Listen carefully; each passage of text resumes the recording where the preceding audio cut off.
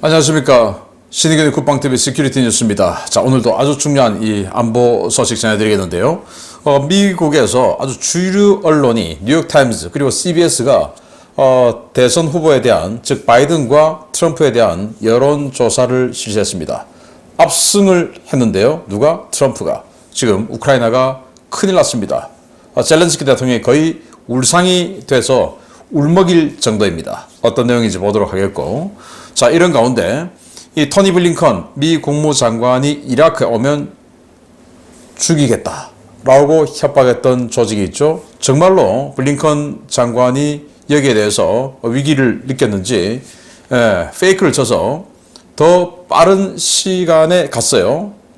애초에 방문하려고 했던 시간이 아니라, 그리고 전용 비행기가 아니라 군 수송기를 타고 왔어요. 방탄조끼를 입었습니다. 그 정도로 지금 심각한 상황이 중동에서 진행되고 있는데, 블링컨은 가만히 있지 않겠다라고 이야기를 했습니다. 자, 이런 가운데 미국의 21세기 전쟁의 서곡을 열게 되는 바로 그 무기체계가 중동에 등장했습니다. 중동에 어떤 일이 벌어질 것인지 예상해 보도록 하겠습니다. 신의균의 국방TV 구독, 알림, 좋아요 눌러주십시오. 1년여 앞으로 다가온 미국 대선에서 도널드 트럼프 전 대통령의 완승이 예상된다는 여론조사 결과들이 쏟아지면서 우크라이나가 그야말로 초상집 분위기입니다. 우크라이나군의 지지부진한 성과와 미국의 피로도가 더해지면서 내년 초 휴전 협상에 내몰릴 가능성이 크다는 관측이 쏟아지고 있습니다. 2024년 11월 미국 대통령 선거에서 승패를 가를 6개 핵심 경합지역 여론조사 결과 도널드 트럼프 전 대통령이 조 바이든 현 대통령을 오차 범위 밖에서 여유있게 따돌리며 바이든의 재선 가도에 빨간불이 켜졌다고 뉴욕타임즈가 현지 시각 11월 5일 보도했습니다. 매체는 10월 22일부터 11월 3일까지 핵심 경합주인 네바다, 조지아, 애리조나, 미시간, 펜실베니아, 위스콘신 등 6개 주에서 양자 대결 상황에서 누구를 지지할지를 묻는 여론조사를 실시했는데요. 결과는 5대1로 트럼프의 압승이었습니다. 여론조사에서 대중들은 경제정책 지지도 59%대 37%, 외교정책 지지도 50%대 39%, 경제 전망 낙관도 45%대 18%로 거의 모든 분야에서 트럼프를 더 신뢰한다는 반응을 내놨는데요. 이는 비슷한 시기 CBS가 실시한 여론조사 결과와도 비슷한 것이어서 트럼프와 바이든 간의 지지율 격차가 점점 더 벌어지고 있는 것으로 나타났습니다. 이 같은 상황 속에서 트럼프 전 대통령은 현지 시각 11월 5일 재선에 성공하면 우크라이나 전쟁을 24시간 이내에 끝낼 수 있다라며 우크라이나에 대한 지원 중단과 전쟁 즉각 중단에 대한 강한 의지를 내비쳤습니다. 트럼프 전 대통령의 이 같은 발언에 볼로디미르 젤렌스키 우크라이나 대통령은 트럼프 전 대통령을 우크라이나에 초청하며 직접 와보면 트럼프의 주장이 불가능하다는 것을 24분 내에 설득할 수 있다라고 성토했습니다. 젤렌스키 대통령은 트럼프가 재선에 성공할 경우 미국이 우크라이나에 대한 지지와 지원을 유지할 것으로 보이냐는 질문에 대해 모르겠다, 정말 모르겠다 라며 불안한 심경을 내비쳤습니다. 현재 우크라이나는 사실상 실패로 끝난 대공세와 서방 측의 지원 감소로 다시 수세에 몰리고 있는 분위기인데요. 아무래도 이 상황이 계속되면 현재까지 잃은 영토를 고스란히 빼앗기고 협상 테이블에 앉아야 하게 될지도 모르겠습니다. 네, 이 세 사람의 운명이 바뀌게 될 상황입니다. 바로 미 대선으로 인해서. 왜냐? 트럼프 대통령은 우크라이나에 저렇게 전폭적으로 지원해 주는 것을 반대해왔죠. 트럼프 대통령이 대통령 할 때도 뭐 우리나라에 방위비 분담금 5조 원을 요구할 정도로 니들은 알아서 해. 니들은 다 니들 알아서 해. 미국은 고립주의. 미국만 잘 살면 돼. 라는 이런 외교정책 생각을 했었고, 그래서 트럼프의 참모들 중에서도 그걸 참지 못하고 뛰쳐나가는 사람들이 많았죠.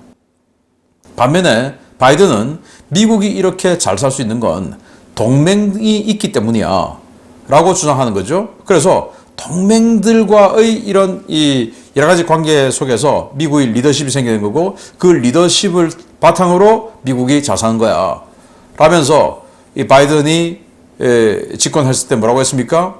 아메리카 is back. 미국이 돌아왔다. 이 동맹 세계에 미국이 돌아왔다 라고 했는데 그게 지금 이 우크라이나 전쟁이 1년 10개월 이상을 끌어가면서 미국이 천문학적인 돈을 지불하면서 또 끝도 보이지 않게 됨으로써 미국인들이 이제 너무나 피로해버린 거죠. 더군다나 결정적으로 여기 보면 경제 전망 45대 18, 경제정책 지지도 59대 37. 저도 이게 당연하다고 봅니다.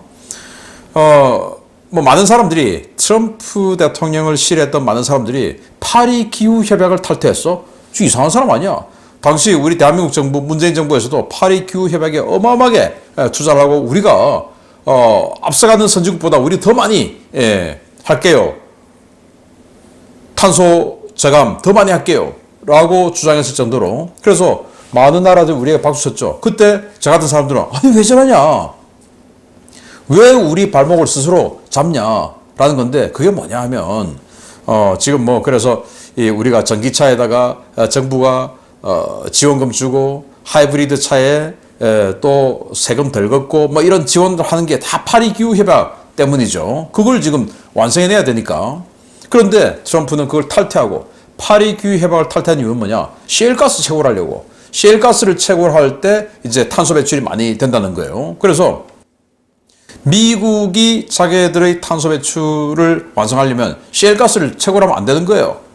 그러니까 트럼프는 셰일가스를 채굴해 에너지 가격이 안정되고 그래야 중동에 이 미국이 끌려다니지 않고 뭐 이런 상황이 된다. 그래서 미국에 뭐 셰일가스 어마어마하게 있으니까 파리 기후 협약 미국의 발목을 잡는 거 저거 탈퇴하고 우리는 셰일 하겠다. 라고 해서 파리 기후 협약을 탈퇴했는데 그런 거 저런 거 다 그냥 떠나서 야 미국이 세계가 지금 뭐 파리 기후 협약 하는데 미국은 탈퇴했으니까 트럼프 이상한 사람이야 라고 했는데 미국인들도 돌아보니까 알겠는 거죠. 뭐 파리 기후 협약 모르겠고 그냥 일단 지금 기름값 싼 거 가스값 싼 거 이게 좋아. 지금 뭐 미국의 이 연료비 어마어마하게 올랐죠. 거기다 이제 파리 기후 협약을 탈퇴하고 셰일가스를 이분이 채굴하지 못하게 만들었으니까 이제 이래 된 거죠. 그러니까 이제 미국인들이 파리 기후 협약이 그런 거였던 거야. 이제 이렇게 알게 되는 거죠. 뭐 미국 가보신 분들 아시겠지만 이 셰일가스 뽑아 올려도 우리보다 공기 훨씬 좋습니다. 그래서 우리는 정말 심각한 문제죠. 중국 때문에. 아무튼 뭐 그래서 이 6개 주를 조사를 해보니 이 6개 주가 네바다, 조지아, 애리조나, 미시간, 펜실베니아, 위스콘신. 지난 대선 때 뭐 유심히 보신 분들 아시겠지만 이 6개 주가 바로 부정선거 시비에 휘말려서 굉장히 문제가 됐던 바로 그 주들 아닙니까? 그 주들 다시 조사를 해봤더니 트럼프가 이 위스콘신 빼고는 다 이겨버린 거예요. 그러니 여기서 그때 3개 주만 뒤집어서도 트럼프가 당선된다 라는 그런 이 핵심 부정선거 의혹 주였는데 여기 5개 주를 앞서버린 겁니다. 그러니 바이든이 이제 안 된다라는 거죠. 그러니 이제 젤렌스키 대통령이 모르겠다 정말 모르겠다 자 이렇게 이야기하는 거고 트럼프는 그리고 바로 이 언론 인터뷰에서 나는 바로 그냥 빼버린다. 24시간 내에 우크라이나 전쟁 종식시킨다. 그 말이 뭐냐? 지원 안 하겠다. 그 말 아니겠습니까? 이 지경까지 온 것은 이 젤렌스키 대통령과 이 우크라이나 군 지도부가 대공세에서 그들의 희생을 너무 두려워하는 것 아닌가라는 반성을 지금 다시 해보고 그때 대공세하기 전에 우크라이나는 군단급 그리고 사단급 제대의 큰 제대를 만들어야 된다. 그리고 그 작전을 해야 된다. 라고 세계 군사 전문가들이 했는데 군단급 작전 또 사단급 제대 안 만들었죠. 그리고는 이제 조그만 덩치의 예단 가지고 계속 하면서 또 전쟁 초기에 대공세 초기에 오레오브 축선에서 47기가 회단의 레오파르트 A6 전차 그리고 브래들리 장갑차가 집단적으로 파괴된 그 사진이 공개된 거에 아마 이 우크라이나 지도부가 완전히 충격을 받고 확 쫄아버린 게 아닌가 라는 생각을 해봅니다. 그 사진이 정말 컸다라는 생각이 들고요. 아무튼 이 미 대선 아직 이제 1년 조금 넘게 남았는데 그 전에 바이든이 뭔가 획기적인 전기를 마련하지 않으면 우크라이나는 대단히 어려워지겠다라는 생각을 해보면서 두 번째입니다. 11월 6일 이라크 방문을 예고했던 토니 블링컨 미 국무장관이 일정을 바꾸어 하루 전 이라크를 기습 방문했습니다. 카타이브 헤즈볼라가 예고했던 미 국무장관 공격이라는 초유의 사건은 피해갔지만 허를 찔린 친이란 군벌들은 이라크 내 모든 미국 시설을 공격하겠다며 이를 갈고 있는 모양새입니다. 토니 블링컨 미 국무장관이 중동 지역에서의 확전 방지를 논의하기 위해 당초 통보된 일정보다 하루 빠른 11월 5일 이라크 바그다드를 전격 방문했다고 미 국무부가 현지 시각 11월 5일 밝혔습니다. 국무부는 블링컨 장관이 C-17 수송기 편으로 11월 5일 밤 이라크 바그다드에 도착했다며 그가 알 수다니 총리와 회담을 갖고 미국 대사관을 방문해 보안 관련 브리핑을 받았다고 전했습니다. 블링컨 장관은 알 수다니 총리와 1시간여간의 짧은 회담을 갖고 이란과 협력하는 민병대의 공격과 위협을 절대 용납할 수 없다고 경고했는데요. 그는 우리는 군인이든 민간인이든 미국인을 보호하기 위해 필요한 모든 조치를 취하겠다라는 경고 메시지도 전했습니다. 블링컨 장관이 수다니 총리를 만난 것은 그가 시아파 이슬람 근본주의 정치 세력인 이슬람다와 소속으로 이란과 밀접한 관계를 맺고 있기 때문인데요. 그의 정당은 쿠아트 알-샤이드 알-사드르 여단으로 불리는 무장 조직을 가지고 있고 이란의 지원을 받고 있습니다. 블링컨 장관은 수다니 총리에게 최근 2주 동안 이라크에 있는 미군 시설이 이라크 민병대에게 집중 공격을 받았다며 최근 발생한 사건에 관여한 범죄자들을 색출해 처벌하고 이 공격의 배후에 있는 자들에게도 책임을 물으라고 요구했지만 수다니 총리로부터 확답을 받지는 못했습니다. 블링컨 장관은 아주 짧은 시간 이라크 방문을 마치고 곧바로 바그다드를 떠났는데요. 블링컨이 오면 그를 제거하겠다고 으름장을 놓았던 카타이브 헤즈볼라는 허를 찔린 뒤 분통을 터뜨리며 앞으로 48시간 이내에 이라크 전역의 미군 시설을 공격하겠다라며 대대적인 무력 행동을 예고하고 있습니다. 블링컨의 이번 이라크 방문은 사실상 이란과 동조해 이라크 내 미군 시설에 대한 군벌들의 공격을 방치하고 있는 이라크 정부에 대한 최후 통첩 성격으로 보이는데요. 아무래도 이번 사태 이라크 지역까지 확대되는 것이 불가피해 보입니다. 네, 블링컨이 이렇게 야간에 자신의 전용기가 아닌 C-17 공군 수송기를 타고 도착을 했어요. 그리고는 방탄조끼를 입고 헬기를 타고 이라크 총리를 만나러 갔어요. 그래서 이라크 총리를 만나서 회담을 했는데 1시간 동안 회담을 했다. 이 말은 뭐 제대로 이야기 나눈 거 한 30분 정도밖에 안 된다. 라는 말이고 여기에서 뭐 합의된 바도 없다. 라는 겁니다. 왜? 이 수다니 총리 이 사람 자체가 이란의 지원을 받는 시아파예요. 그리고 자신이 속한 정당에 무장 세력 여단이 하나 있는데 거기 또 이란의 지원을 받아요. 그러니 뭐 이란 말 듣는 거죠. 그러니 답 없는 겁니다. 아무튼 블링컨 국무장관이 생명의 위협까지 느끼면서 바그다드를 방문해서 결국 얻은 건 없고 돌아와서 다른 인터뷰에서 이렇게 이야기합니다. 민간인이든 군인이든 다 미국인인데 그 미국인들의 안전을 위협하는 것은 용납하지 않겠다. 그 말은 지금 이 카타이브 헤즈볼라 이란의 지원을 받는 무장 조직이죠. 여기에서 전 이라크 내에 있는 미군 시설들 대상부터 시작해서 군사기지가 많죠. 그 전부 그냥 공격해버리겠다라고 하는 것에 우리는 가만히 있지 않겠다라는 블링컨의 의지가 보여졌는데 과연 가만히 있지 않으면 어떻게 할 거냐. 이 이라크는 이 어떤 그 후세인 시대하고는 좀 다르죠. 후세인은 중앙집권적인 강력한 통치를 가지고 이라크를 완전히 그냥 하나로 뭉쳐놨는데 이 후세인이 제거되고 나서 완전히 부족 단위로 그냥 다 흩어졌어요. 그래서 하나를 제거한다고 해결되는 일이 아니에요. 이라크는 지금 완전히 난장판이 되어 있기 때문에 또 이 이라크 총리도 자기가 뭐 해결할 수 있는 게 없어요. 그냥 그런 수많은 군벌들 중에 하나인 one of them이기 때문에 뭐 해결할 수 있는 게 없습니다. 그래서 하나 때린다고 이게 해결되는 게 아니다. 그래서 이라크에 또다시 미국이 그 늪으로 발을 담글 거냐라는 생각이 들고요. 자, 이런 상황에서 미국의 군사력이 중동으로 다시 집결을 하고 있는데 그러면 타겟은 어디냐? 예멘, 이라크, 이란, 중동 어디든지 하여튼 공격을 하겠는데 굉장한 군사력이 모이고 있습니다. 보겠습니다. 동부 지중해와 중동 지역에 엄청난 규모의 군사력을 배치하고 있는 미국의 군사적 목표가 점점 분명해지고 있는 것 같습니다.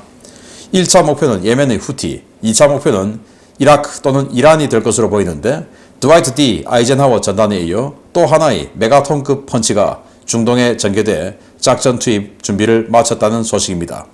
미국이 최근 중동 지역에서 발생하고 있는 일련의 무장 충돌, 확산 사태에 대응하기 위해 전략자산인 오하이오급 잠수함 한 척을 제5함대 책임구역에 증파했다고 미 중부사령부가 현지 시각 11월 6일 밝혔습니다. 중부사령부는 11월 5일부로 오하이오급 순항미사일 원잠 한 척이 중부사령부 책임구역에 도착했다라며 이 잠수함은 22개의 미사일 발사관으로 무장했으며 각 발사관에는 7발의 토마호크 미사일이 장전되어 있어 최대 154발의 토마호크 미사일을 발사할 수 있다고 덧붙였습니다. 중부사령부 책임구역으로 이동해온 잠수함은 당초 제7함대 지역에서 작전 중이던 오하이오급 전략원잠 미시간함으로 추정됩니다. 미국은 이달 초 동부 지중해 동급 순항미사일 원잠 플로리다함을 배치하긴 했지만 해당 함정이 수에즈 운하를 통과한 사실이 보고된 바 없기 때문에 5함대에 배치 가능한 잠수함은 물리적으로 미시간함뿐이기 때문입니다. 이에 따라 미국은 동부 지중해 한 척, 오만만 일대 한 척 등 두 척의 순항미사일 원잠을 중동 지역에 배치하게 됐는데요. 미국이 항모전단 두 척에 이어 단일 전구에 두 척의 순항미사일 원잠까지 배치한 것은 걸프전 이후 전례가 없는 일입니다. 미국은 지난주 사우디아라비아 측과 예멘에 대한 군사작전을 위해 사우디 영공을 미 군용기가 사용하는 것에 합의한 바 있는데요.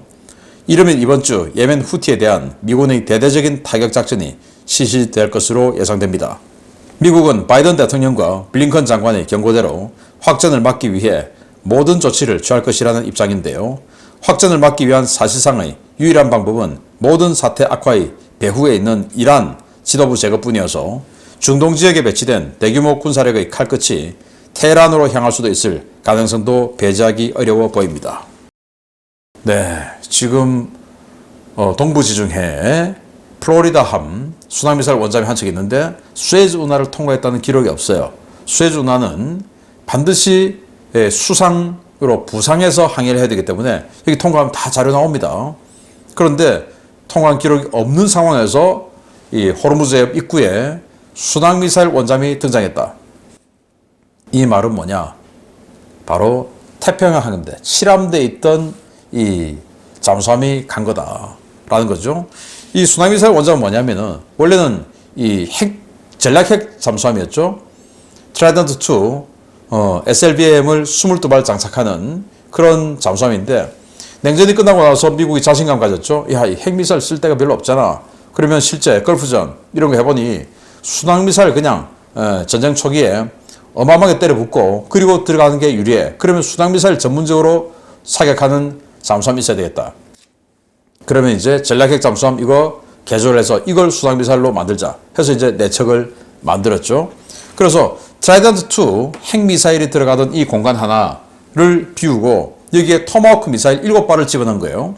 그래서 트라이던트 2가 22발 들어가니까 한 발당 7발의 토마호크로 대체를 한 거죠. 그래서 토탈 154발의 이 순항미사일 토마호크를 쏠 수 있고 사거리 1500km 이걸 쏠 수 있는 걸 지금 동부 지중해 한 척 그리고 이란 앞으로 한 척을 보냈다. 5함대 작전구역에 배치했다고 하니까 5함대가 바레인이죠. 페르시아만 안에 있습니다. 자, 그래서 야, 이런 거 정말 쓰겠냐? 그럼 도대체 누구에게 쓸까? 라는 건데 또 이 자료가 보여주는 게 또 의미심장합니다. 튀르키예 남쪽의 인실릭 기지에 배치했다가 다시 영국의 피어포드 기지로 돌아갔어요. B-1B 폭격기가. 그런데 다시 사우디아라비아로 날아와서 프린스 술단 기지에서 보급을 받고 이렇게 또 떴습니다. 떠서 이쪽으로 날아가는 거예요. 이쪽으로 날아가면 어디냐? 똑바로 가면 테헤란입니다. 테헤란. 여기 끝이 이라크고 이 바다 건너편은 이란이죠. 테헤란 쪽으로 날아가는 항적을 보여준 거예요. B-1B 폭격기가. 자, 그러면 B-1B 폭격기는 벙커버스터 뭐 이런 거 내려 꽂을 수 있죠. 이런 항공 폭격 지금 훈련하고 있는 거니까 항공 폭격. 거기다가 항모 드와이트 D 아이젠하워 항모가 이 지역으로 오고 있죠. 거기다가 이렇게 미시간함 154발의 토마호크 순항미사일을 쏠 수 있는 잠수함까지 배치를 했어요. 타겟은 어디냐. 그래서 이 사태 모든 사태의 배후에 있는 이란의 하메네이를 제거하는 것이 목표냐. 아니면 블링컨 장관이 공언했던 대로 뭔가 이라크 무장 세력들의 우리는 가만히 있지 않는다라는 정도 그냥 생색내기 정도 폭격만 할 거냐. 그건 아직은 단정할 수 없으나 어쨌든 이 이라크와 이란 뭐 예멘이 후티가 공격받는 건 당연한 일인 것 같고 이 이라크와 이란 중 하나는 미국의 군사적 타겟이 될 것 같다. 자 이렇게 되면 미국이 다시 중동에서 어마어마한 수렁에 빠지게 될 가능성도 배제할 수 없는데 과연 대선을 앞둔 미국이 그런 선택을 할 것이냐. 정말 미국 입장에서 굉장히 골치 아프게 되는데 이 모든 것은 바이든이 집권하고 나서 이 중동 지역에 있던 군사력을 다 빼고 중동을 완전히 미국 군사력의 공백 지역으로 만들어 버린 때문이죠. 그 덕분에 이란이 완전히 그냥 이 중동 지역에 반미 군벌 세력을 어마어마하게 확장시킬 수 있는 계기가 되는데 저는 바이든의 외교적 실책이 지금까지 오고 있는 이 원인이다 라는 생각도 한번 해봅니다. 아무튼 미국이 이렇게 군사력을 중동 지역에 집결하고 있다. 더 센 놈을 보냈다 라는 소식을 추가로 전해드렸습니다. 마치겠습니다. 감사합니다.